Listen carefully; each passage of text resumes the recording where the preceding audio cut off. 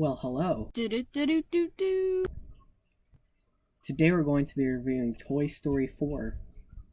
It's the fourth Toy Story, in case you couldn't tell by the title. Oh, that's right, and spoilers. Woody died. Just kidding, he didn't. I was just saying that if there was someone who hadn't seen it yet and they just saw the spoiler warning and they were about to click it off and they heard, oh, Woody died. So the main plot is basically that Bonnie makes a new toy, Forky. They go on a road trip. Forky is lost, and there's carnival antics and stuff. I mean, there's obviously more, but that's just the main surface plot thing before you really get to deep. It did feel kind of a little short or empty of Toy Story 3. Like, I mean, you can't really top Toy Story 3, like on a plot diagram. Like the climax is Toy Story 3 and then it goes down and then there's Toy Story 4. See, Toy Stories 1, 2, and 3, they felt like these huge, colorful pyramids of masterful plot and execution. But Toy Story 4 feels more like a little paper that's like taped to the third pyramid. It feels more like a Toy Story DLC. You know what I mean? And also, most of the action was just in the antique store, and then there was like a little bit on the Ferris wheel. But I mean, that's just the bad stuff. There's a lot more good stuff about this movie. Like, just because its plot felt a little short of Toy Story 3 doesn't mean it wasn't still a great plot. Like, great story and everything. Really liked it. Also, I really love the carnival setting. So, the old toys, well, and Bonnie's toys, they were just basically in the RV for most of the movie. And then it was just Woody, Buzz, Bo Peep, and then all new characters, really. I mean, like, the old characters could have done a bit more, like Ham, Slinky, Rex, they could have been in there more. I mean, especially Jessie could have been in there more. Like, she was like a main character in the past three, and here she's just another sideline character. But I mean, in hindsight, I do kind of see why the old toys weren't main characters. It's because their character arcs were complete. Like, Jessie's character arc with Emily and then Andy, that's complete, and then the rest of the toys, their arc with Andy was complete, all in Toy Story 3. All that was left was Woody.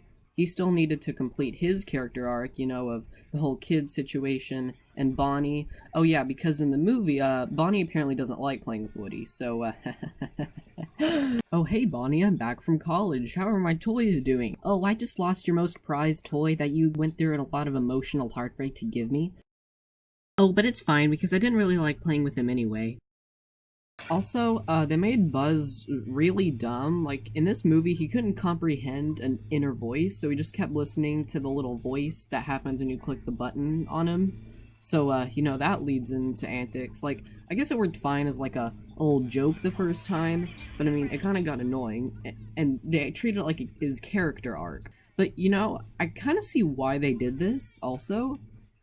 Because, I mean, they want to keep Buzz a main character. They could sideline Rex, they can sideline Potato Head, they can even sideline Jessie, but they can't sideline Buzz. He's one of the main characters. For him to be, like, involved in the plot, he has to have some sort of involvement. He has to have some sort of character arc of his own. If they didn't do that, they'd have to sideline Buzz, too, and then that would be even worse. So I do kind of see why they did that, but it could have been done better.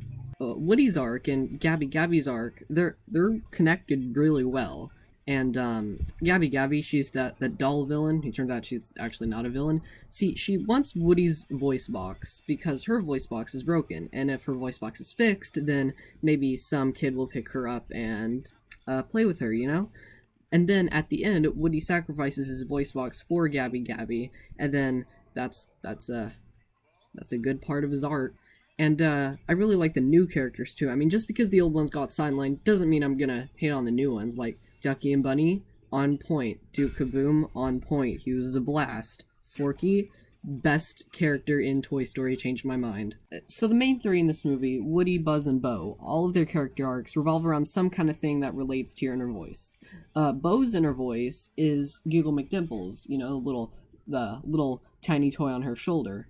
See, I think the theme is actually something like, don't listen to your inner voice, like listen to your inner heart or something like that. because Woody gave up his voice box, and with Buzz, but Buzz's wasn't really done as well as the others. But Bo's, her inner voice, which was Gil McDimples, was saying how like Woody was like a jerk or something, and then Bo Peep was like, "Oh, no, he's not," or something, and then yeah, but that was when she didn't listen to her. That was the turning moment of her arc.